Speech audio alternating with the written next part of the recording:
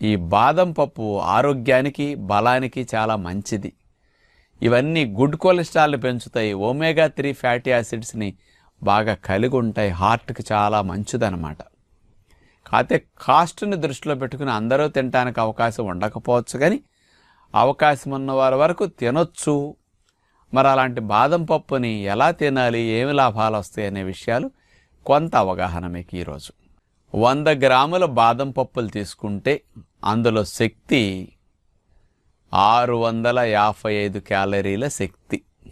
కోడి మాంసం 109 శక్తి, మేక మాంసం 118 క్యాలరీల శక్తి 100 గ్రాములు తీసుకుంటే.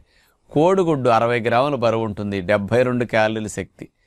వీటన్నిటితో పోలిస్తే మాంసాలతో పోలిస్తే 6 రెట్లు బలం ఎక్కువ, గుడ్డుతో పోలిస్తే 8-10 రెట్లు బలం ఎక్కువ.